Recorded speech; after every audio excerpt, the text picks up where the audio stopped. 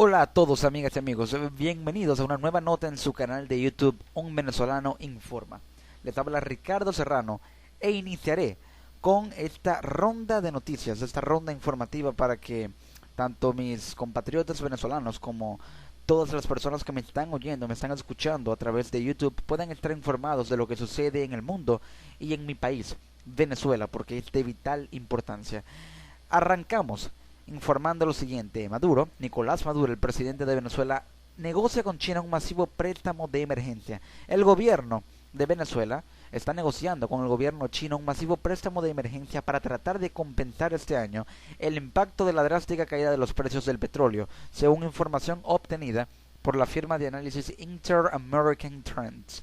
El préstamo, a ser pagado con futuro suministro de petróleo, podría alcanzar los 16.000 millones y los términos finales serían discutidos esta semana por Maduro. 16.000 millones de dólares, hacemos referencia a ello. ¿Quién llegó el lunes a Pekín? Es decir, Nicolás Maduro.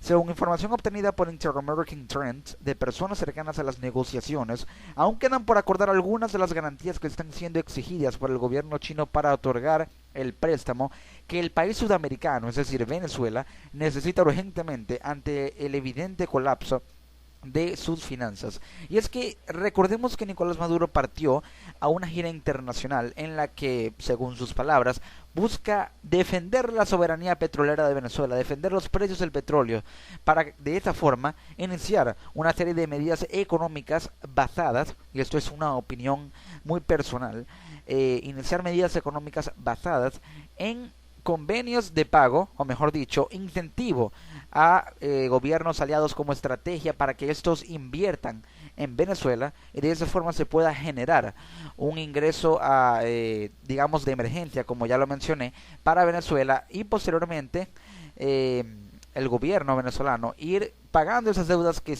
va generando debido a alianzas estratégicas y económicas, alianzas políticas con con otros gobiernos del mundo, en especial China. Y cabe destacar, y esto es información, esto es un dato que no muchos saben, sí, se tiene conocimiento de que se le regalan, por así decirlo, muchos barriles de petróleo a países como Bolivia, Cuba en algún momento, a Ecuador, gobiernos izquierdistas aliados de Venezuela, debido a la influencia que tenía el difunto presidente Hugo Chávez Frías.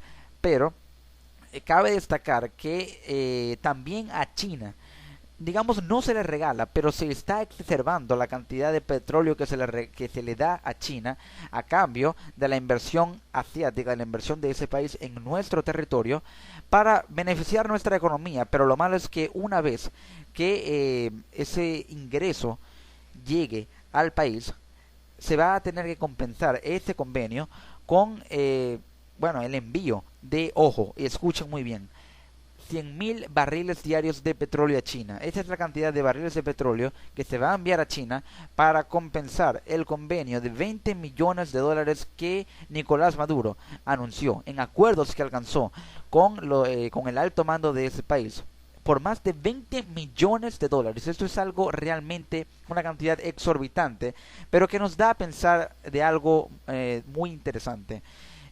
No hay liquidez monetaria en Venezuela. Por eso es que se está tratando y se alcanzó este convenio de 20 millones de dólares con el gobierno chino, porque no hay liquidez monetaria en Venezuela. Y al no haber liquidez monetaria, es decir, no hay una fluctuación económica importante para que la moneda de nuestro país pueda ser importante en lo que se refiere a resolver los problemas económicos de este país a través de reformas. Y es que al no haber liquidez monetaria se tiene que recurrir a esto. Informa el diario El Universal, sí, acuerdo por más de 20 millones de dólares. China, uno de los territorios a los que Maduro partió después de Rusia. Recordemos que en Rusia se reunió con el primer ministro Alexei, el primer ministro de Rusia, Sergei Alexeyevich, lo recibió en Moscú y de ahí partió a China para reunirse con Xi Jinping, el presidente de China, y prometió una cooperación reforzada con Venezuela, según palabras del mandatario asiático. Venezuela y China acordaron proyectos de cooperación y financiación por valor de más de 20 millones de dólares en proyectos energéticos, industriales y de desarrollo, anunció el presidente venezolano Nicolás Maduro. Maduro, que continuará su gira internacional por varios países miembros de la Organización de Países Exportadores de Petróleo, y ya tocaré este tema, es decir, la OPEP, insistió en que hace falta mantener la unión del grupo para restablecer el orden en el mercado, para que el precio del barril de crudo vuelva a nivel de 90 a 100 dólares. Claramente lo que Maduro está tratando de hacer es una medida desesperada, porque al ver que la competencia en el mercado es tan alta y prácticamente imposible para Venezuela tratar de competir con la cantidad de barriles de petróleo que Arabia Saudita, que es el mayor productor de petróleo, produce, valga la redundancia, diariamente junto con Estados Unidos, que los dos, Arabia Saudita y Estados Unidos, lideran la lista de los países con mayor producción de petróleo, incluso hasta Rusia, a pesar de la recesión económica que está viviendo. Pero sí, Estados Unidos, Arabia Saudita y Rusia son los países que más producen petróleo en el mundo. Venezuela ya no es parte de esa lista, de ese selecto grupo, de esa élite de potencias monoproductoras de petróleo. Venezuela ya no está en esa lista, y al no estar allí, al sufrir una caída, una merma en los precios de su barril, ha tenido que, a través de la gestión gubernamental, recurrir a los miembros, a los países miembros de la OPEP, para de alguna forma tratar de realizar una serie de convenios que permitan alcanzar acuerdos para que la producción de petróleo se reduzca y el precio del barril venezolano pueda aumentar, ya que al haber una competencia muy elevada, los mercados se van a trasladar al Medio Oriente y a Norteamérica, es decir, se va a comprar mucho más petróleo saudita y estadounidense que petróleo venezolano. Eso hace que, al despreciarse el precio del barril de petróleo venezolano, disminuye la cantidad de ingresos. Al disminuir la cantidad de ingresos, la economía se ve afectada, porque Venezuela depende del 95%, en un 95% del ingreso petrolero para movilizar su sistema económico. La economía de Venezuela depende en un 95%, 98%, mejor dicho, de la producción petrolera, de los ingresos del precio del petróleo. Ahora, en otras noticias, y es la más sonada de la semana, hablamos del atentado que se dio en París, la capital de Francia. La revista satírica francesa Charlie Hebdo, que fue atacada por tres terroristas, mejor dicho, Hami Murad, Said Kouachi y Cherif Kouachi, los nombres de los atacantes de esta revista satírica francesa, que formaban parte de una ramificación de ISIS. De hecho, fueron entrenados, uno de ellos fue entrenado por Al Qaeda en Yemen, y estamos hablando de Said Kouachi, y el otro, Cherif Kouachi, ambos hermanos de nacionalidad francesa, por cierto, ser encargado de reclutar personas a Irak. Y es que estos tres, el último, Hami Murad, el menor de todos, de los tres, de 18 años, se entregó a la policía en la noche del mismo día en que se dieron los atentados terroristas, pero los otros dos ya fueron abatidos. Un total de 12 personas ese día fueron asesinadas, y 2 días después se dio una situación de rehenes en un centro, en una tienda de productos judíos, productos kosher, y bueno, hubo 4 rehenes hubo 5 rehenes, y 4 fueron asesinados por Hamedi Koulibaly, quien era aliado, y por cierto también fue asesinado, fue abatido por la policía, era aliado de los hermanos Kouachi. Ahora pues, todo esto nos da una idea de que hoy en día en el periodismo se están viviendo momentos muy duros, se está viviendo una época en la que la información puede trascender tantas barreras, y no solamente información escrita, la información visual puede trascender tantas barreras, tantas fronteras, que puede incluso hasta ser una sentencia de muerte. Y por más cruel que llegue a sonar, es importante ver la forma en que hoy en día se hace periodismo, porque si bien la revista satírica francesa Charlie Hebdo no tenía la intención de hacerle daño a las religiones, a los partidos políticos, que caricaturizaba en sus portadas, terminó, como decimos en mi país, echándose la soga al cuello, porque la cultura oriental es muy diferente a la cultura occidental, y si bien aquí no se toman las bromas que hace Charlie Hebdo o las burlas de alguna forma que trata de transmitir con sus caricaturas, más que todo del profeta Mahoma, aquí no se, en Occidente no se percibe como una ofensa, en Oriente sí, porque la cultura y la idiosincrasia son muy diferentes. Y es por esto que los radicalistas, los extremistas, los fanatistas religiosos que no representan para nada la religión del Islam, y ni siquiera son parte de la religión del Islam, porque son extremistas, y el Corán, que es el libro sagrado del profeta Mahoma, representante de la religión del Islam, no acepta la violencia como parte de la religión, no es parte de la religión, no es religión en sí, no es nada bueno y no es aceptada por el Corán. En realidad no son parte del Islam porque son extremistas, son fanatistas religiosos, y cabe destacar que el terrorismo hoy en día es la consecuencia del fanatismo religioso, pero también ya esto pasa por un tema psicológico, y es importante ver cómo se hace periodismo hoy en día, porque es necesario revisar todo lo que puede llegar a ocasionar una simple imagen, para de esa forma tomar las previsiones necesarias y defender la democracia, defender la libertad de expresión, porque no se puede permitir que ningún tipo de ataques de esto silencie a los medios. Y de hecho Charlie Hebdo publicó hoy, el día de hoy, miércoles 14 de enero del 2015, su portada, su nueva portada, su nuevo número, que de hecho millones de ejemplares fueron vendidos el día de hoy de esa portada.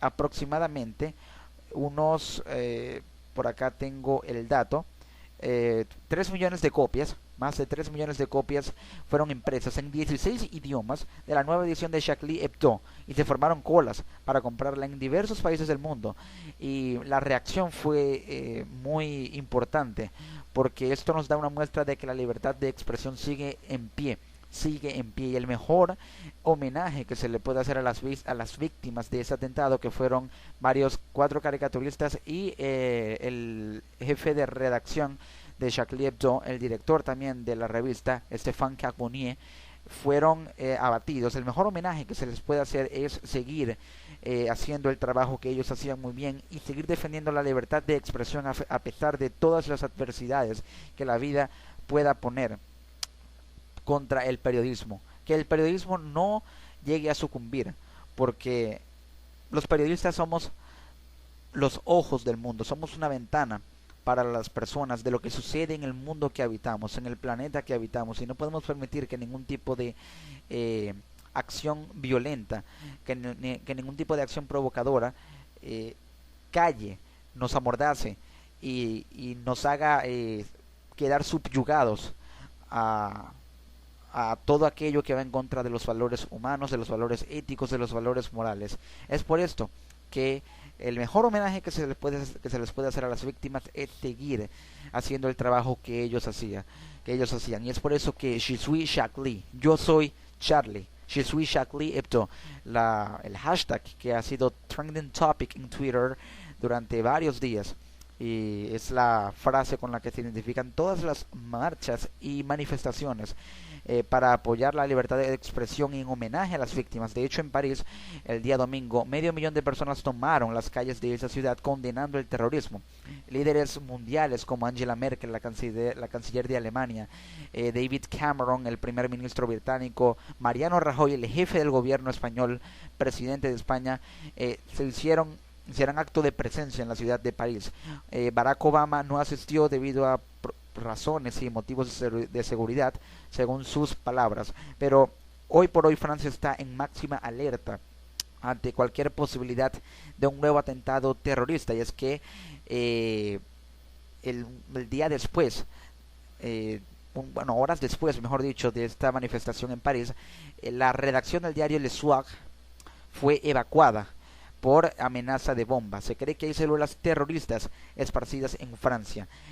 Repito, la redacción de este diario fue evacuada. Se teme de que hayan células terroristas que estaban aliadas con los encargados del atentado a Charlie Hebdo. Fueron se cree que hay células esparcidas, células terroristas aún esparcidas por Francia, y la Gendarmería Nacional, la Guardia Nacional Francesa, el ejército francés están en máxima alerta para resguardar la soberanía y la seguridad nacional de un país que realmente es muy importante tanto en el ámbito político de la Unión Europea como en el mundo. Recordemos que Francia es el país más visitado en el mundo, con más de 70 millones de visitantes, de turistas, que recibe anualmente.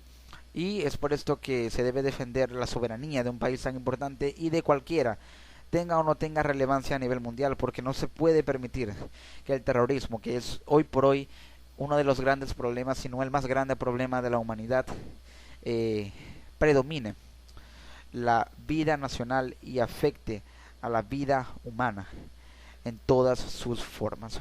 En otras noticias, en Cuba, 53 presos políticos fueron liberados. Eso es parte de el acuerdo que alcanzaron Estados Unidos y Cuba para restablecer sus relaciones diplomáticas. Y no es casualidad de que se liberen 53 disidentes cubanos justo cuando Estados Unidos lo pide. Y hay que hacer una reflexión muy resaltante. Estados Unidos dijo este lunes que el gobierno de Cuba liberó a la totalidad de las 53 personas que Washington consideraba como presos políticos y que hacían parte de las promesas para la normalización de las relaciones entre ambos países. Un funcionario del gobierno de Estados Unidos señaló que este hecho es un desarrollo positivo en las conversaciones que adelantarán la próxima semana, y Estados Unidos y Cuba anunciaron en paralelo el pasado mes de diciembre un acuerdo para restablecer sus relaciones diplomáticas congeladas durante más de medio siglo. Los 53 detenidos aún no han sido identificados. Desde el pasado 7 de enero el gobierno cubano había iniciado la liberación de estos presos. No es casualidad de que 53 disidentes al régimen de Raúl Castro fueran liberados justo cuando Estados Unidos lo pedía. Si las relaciones diplomáticas no se hubieran restablecido entre Estados Unidos y Cuba, esta excarcelación de estos disidentes no se hubiera dado. Una gran cantidad de disidentes políticos hay en Cuba, en especial la famosa bloguera cubana Joanny Sánchez, que van en contra del gobierno cubano, y es por esto que al no haber democracia en este país comunista, que hoy por hoy vive una dictadura militar prácticamente arraigada y establecida en lo que es la idiosincrasia del país, porque cabe destacar que los cubanos ya se han acostumbrado a vivir de esta forma, a vivir en la miseria, y por muy cruel que suene hay que decirlo, pero no es casualidad de que esto haya sucedido cuando Estados Unidos lo pedía. Y como mencioné en la ronda de noticias de la semana anterior, aquí en mi canal de YouTube, la Venezuela ha quedado sola, ya que su principal aliado, que era Cuba, la ha dejado sola. No es casualidad de que esto suceda, y es una estrategia geopolítica que busca aislar a Venezuela en lo que se refiere al ámbito político, para de esta forma Estados Unidos ganar más aliados, y Cuba va a aprovecharse de ello. Ahora nos preguntamos, ¿Cuba sufrirá una americanización, por decirlo de alguna manera? Ya personas, habitantes cubanos, están como que, digamos, transculturizando su imagen o transculturizando su pensamiento en esta transición política tan importante e histórica para Cuba. Ya no hay banderas venezolanas también en las calles de La Habana. Ya no hay tantas imágenes del difunto presidente Hugo Chávez como había antes. Ahora, personas se visten con los colores de la bandera de los Estados Unidos, cubanos, hablo de cubanos. Hay pancartas en La Habana con información, con frases como "Thank you USA", gracias Estados Unidos; "Thank you Barack", haciendo referencia a "gracias Obama". Cuba está sufriendo una transición también social, cultural, política, que todo eso aunado va a beneficiar la economía de un país que necesita ayuda. Y Estados Unidos, en los 2 años restantes que le quedan a Barack Obama, no le queda de otra que formar alianzas en Latinoamérica con gobiernos centristas, gobiernos izquierdistas, para tratar de reforzar el poder político que Estados Unidos tiene en todo el continente americano y así trazar líneas que permitan eh, proyectarse a un norte que trate de mejorar y de crear soluciones políticas viables a los problemas de la humanidad en lo que se refiere al continente americano. Es por ello que Cuba y Estados Unidos, su restablecimiento de relaciones diplomáticas es un hecho histórico y estamos vivos para ver un hecho de esta magnitud a nivel político, de los más importantes en la última década, el restablecimiento de las relaciones diplomáticas entre Estados Unidos y Cuba. Hablando de Estados Unidos, la cuenta de Twitter del comando central de ese país fue hackeada por ISIS el día 12 de enero, hace 2 días. ISIS colocó imágenes en sus banderas y tuiteó en la cuenta que les advierte que se cuiden las espaldas.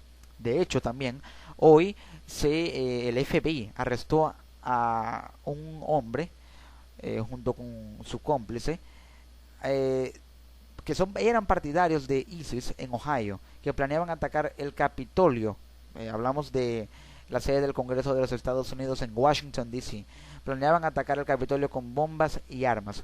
Sí, el FBI detuvo a estos dos hombres hoy que por inspiración de ISIS estuvieron dispuestos a hacer esto. Y se teme de un ataque terrorista en Estados Unidos. Ojalá y no, pero no sería una sorpresa para nadie que lo hubiese, ya que Estados Unidos es el principal foco de ISIS para tratar de islamizar el continente americano, que es en mi opinión, el objetivo y la esencia por la que ISIS está actualmente en una resistencia contra quien se le oponga. Y hablando de ello, hablando de islamizar el continente americano y de sus objetivos, también el Mossad y la CIA advierten al Papa Francisco de que el Vaticano será el próximo objetivo de Estado Islámico. Aquí nos preguntamos lo siguiente: ¿hay una guerra religiosa?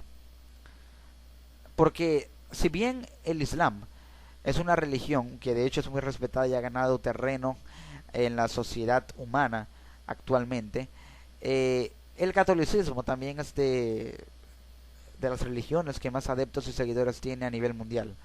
Pero ¿por qué grupos islámicos planean atacar a la máxima sede del catolicismo a nivel mundial? Las razones son las siguientes. Información publicada por el portal Russia Today, RT, en su página web, que nos informa que las agencias de inteligencia estadounidenses e israelíes han advertido al Papa Francisco de que la Santa Sede es el próximo objetivo del califa del Estado Islámico Abu Bakr al-Baghdadi. La Santa Sede y el Papa Francisco en particular han sido durante mucho tiempo un posible objetivo de los terroristas del Estado Islámico, pero según el Mossad y la CIA, la organización terrorista podría atacar ahora el Vaticano. La inteligencia italiana recibe informes del Mossad y la CIA que analizan posibles escenarios, aunque no se hayan precisado elementos concretos de riesgo, escribe el diario Il Giornale, el diario italiano. En un discurso pronunciado en julio, el líder del Estado Islámico Abu Bakr al-Baghdadi llamó a sus seguidores a conquistar Roma. Según los citados informes de las agencias de inteligencia de Estados Unidos e Israel, el objetivo de los líderes del Estado Islámico no ha cambiado desde entonces, aunque no haya señales visibles de actos terroristas planeados en el Vaticano. Y es aquí cuando nos hacemos una idea de que es posible que haya una guerra religiosa actualmente. El Islam planea convertirse en la religión universal. El catolicismo es la religión que más adeptos tiene a nivel mundial. El Islam quiere ganar ese estatus por medio de la fuerza. Quiere tratar de extinguir o de hacer desaparecer el catolicismo. Podrá sonar muy aventurero, podrá sonar muy arriesgado, pero el ISIS es capaz de todo y vemos que no tienen límites para nada, absolutamente para nada. Y cuando les digo esto, de verdad créanme, porque lo que hoy estamos viviendo con respecto a ISIS es un hito histórico en la historia de la humanidad, valga la redundancia, y cuando se extinga y se trate de acabar con este grupo terrorista y radicalista, cuanto más pronto se haga, mejor. Y es que la coalición de países que estuvo aliada, y digo estuvo, lo digo en pasado porque vemos que no hay una coalición seria, una coalición responsable y comprometida para tratar de, o para mejor dicho, acabar con el Estado Islámico, para acabar con ISIS y cualquier otro grupo terrorista que amenace con la integridad humana a nivel mundial. Una vez que las grandes organizaciones y potencias geopolíticas y militares del mundo, como la OTAN, como eh, el Kremlin, como todas estas instituciones militares, también la CIA, el FBI, una vez que todas formen una coalición con los ejércitos de mayor magnitud a nivel mundial, una coalición responsable, seria, con operaciones tácticas eficaces, podrán acabar y hacerle daño a ISIS para tratar de evitar sus ideas expansionistas y de evitar que extiendan su califato en América Latina y en el resto del mundo. Y mucho ojo con África, porque ya hay combatientes de ISIS en países africanos, países de África Occidental. Y muy atentos a lo que sucede allí. Bueno, ahora nos vamos a Venezuela, porque hay noticias muy llamativas en lo que se refiere a la escasez y a la economía de este país. El gobierno venezolano incautó 1.000 toneladas de alimentos que estaban siendo retenidas por grandes cadenas de supermercados. También fracasa la ofensiva del gobierno venezolano en la OPEP, su gira por los países miembros de la OPEP para hacer que precios del petróleo suban. Los demás países miembros se niegan a reducir producción. Eso es algo de lo que ya había hecho referencia. Esto nos da una idea, y al comparar estas dos informaciones, la incautación de alimentos y el problema petrolero, podemos relacionarlas, porque al ver que no hay una salida a la crisis petrolera que hoy se vive, que no es tan fuerte como la del paro petrolero del 2002, pero sí genera repercusiones graves, al ver que no hay una salida posible a esta situación que estamos viviendo, el pueblo venezolano se está desesperando porque ya no hay un ingreso petrolero fijo. Ahora todo se tiene que importar, pero no hay divisas para importar. Y al no haber divisas para importar, lo poco que se importa es retenido, es incautado, como lo que acabo de informar acerca de las 1.000 toneladas de alimentos, porque al importarse pocos productos, se genera lo que se llaman compras nerviosas, y al haber compras nerviosas se incentiva a la especulación, se incentiva a que los productos sean contrabandeados e incautados, debido a que se sabe y se tiene un pánico y una histeria colectiva general acerca de que no habrá forma de compensar lo que ahorita hay, porque no hay de los alimentos que ahorita hay, porque no hay dólares para importar, y no hay dólares por el problema de la crisis en el precio del barril de petróleo venezolano. Todo es una cadena, y desde lo más alto a lo más pequeño, en lo que a términos económicos se refiere, podemos ver que Venezuela está sufriendo una cadena de desastres económicos que realmente llama la atención, y esto es una de las peores crisis económicas que Venezuela ha vivido en su historia, si no la peor. En otras noticias, el Banco Mundial prevé un repunte de 3% para la economía mundial en 2015. Ahora, si no hay alza en el precio del crudo, realmente dudo que esto se pueda dar. Posiblemente el alza será para los países que se benefician de la caída del crudo, para los que dependemos de él. Pero para los que dependemos de él no habrá. Posiblemente en Latinoamérica el país que sufra un repunte importante de su economía sea Chile, por ser la primera economía de América Latina, superando a Brasil ya.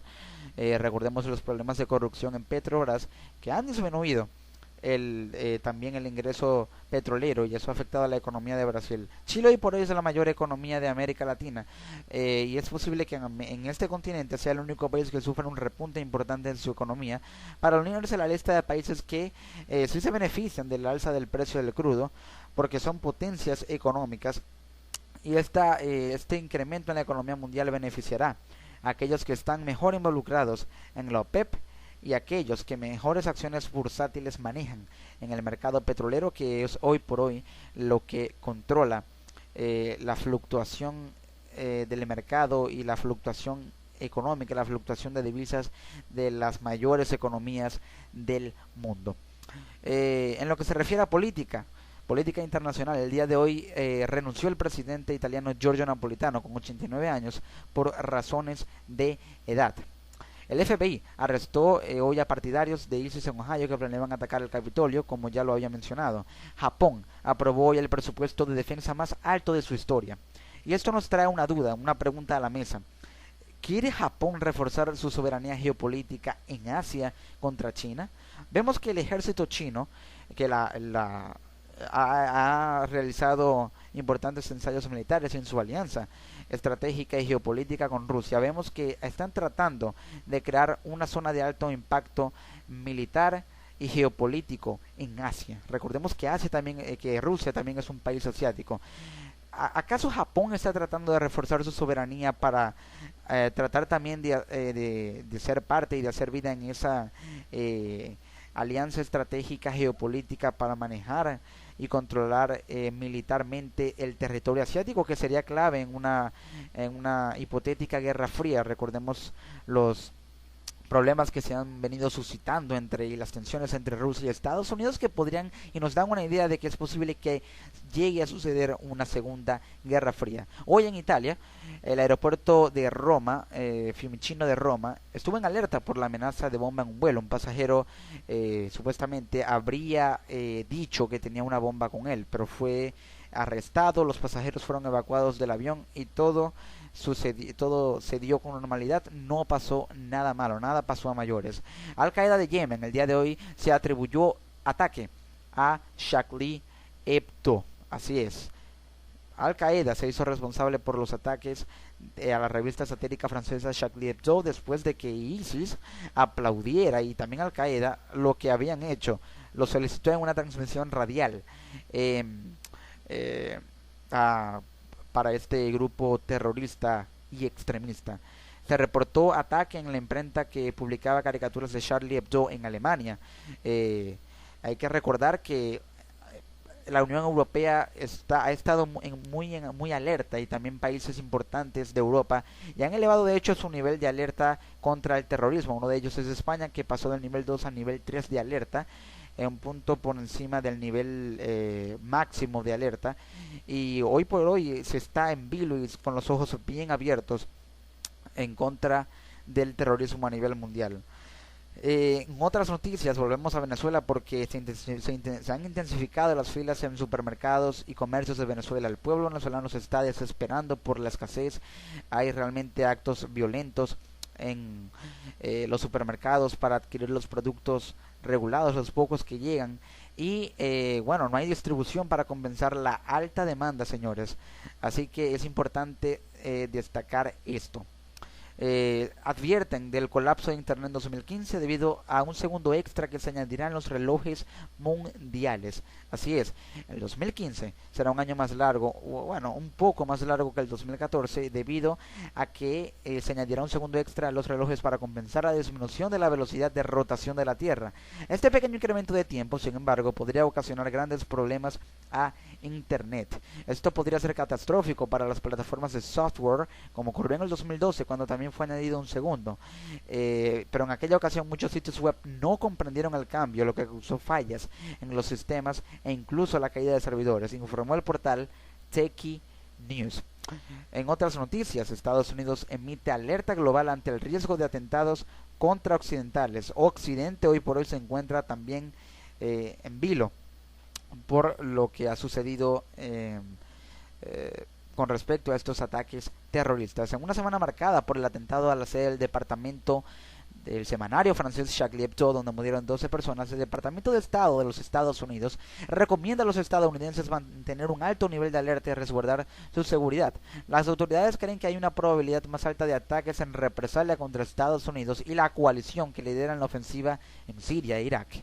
Se lee en el comunicado. La alerta también hace mención a las situaciones de rehenes en un café de Sydney el mes pasado en Australia, recordémoslo, y a la muerte de un soldado cerca del Parlamento canadiense en octubre. El terrorismo ha ido tomando forma, y esos grupos extremistas de ISIS y de Al Qaeda, también diversas ramificaciones de los mismos, como el Frente Al-Nusra, han ido esparciéndose en Norteamérica, en Europa, en todo el Medio Oriente ya están esparcidos, pero ahora van por Europa y hay que tener mucha previsión con esto. Así es. Un dato curioso es que las identidades de los sospechosos, bueno, de los que atacaron a la revista satírica francesa de París Charlie Hebdo, fueron descubiertas porque uno de ellos dejó su identificación en el auto en el que escaparon, que era un auto marca Citroën, marca francesa, un automóvil negro. Uno de ellos dejó su identificación allí. Volviendo a Venezuela y ya para finalizar, se informa que el alto mando de la Guardia Nacional Bolivariana y la Policía Nacional Bolivariana ya están en alerta máxima porque temen la multiplicación de las protestas y, como lo había mencionado anteriormente en una nota anterior a esta, se teme y se cree que las protestas se van a retomar este 12 de febrero, un año después del inicio de las protestas que generaron 40 muertos, la encarcelación de Leopoldo López y grandes disturbios y crisis política en el país. Y hablando de ello, hablando de crisis, el pueblo ya se está desesperando en las colas por la escasez. Esto, información publicada por un importante diario de Venezuela, los titulares, el diario Versión Final, dijo en una de sus publicaciones: 4 meses durarían los anaqueles vacíos. Los maravinos vuelven a ser marcados para poder comprar productos básicos. Diosdado Cabello acusa a los empresarios por la falta de alimentos. Los están escondiendo y contrabandeando, dijo. La escasez es un problema que no se puede ocultar, dijo el INE. En los principales supermercados de la ciudad el ambiente se torna violento. Hace días se tumbó un portón en la entrada de un establecimiento al norte de Maracaibo donde llegó leche en polvo. También la ministra Carmen Meléndez, la ministra de Interior y Justicia Carmen Meléndez, dijo que, y esto es algo muy curioso y los dejaré con esa reflexión, juzguen ustedes, dijo que el pueblo venezolano hace colas porque quiere, ya que hay productos en los supermercados y hace colas porque quiere. Hay colas por la gran cantidad de productos que hay en los supermercados, pero para esto no hay comentarios porque realmente el cinismo es muy obvio en las declaraciones de una ministra y de una persona que ocupa un alto cargo político en un gobierno. Amigos, esto ha sido todo en esta ronda informativa de su canal de YouTube, la segunda que publico aquí en mi canal Un Venezolano Informa. Les habló Ricardo Serrano y nos encontramos en una próxima entrega. Chao.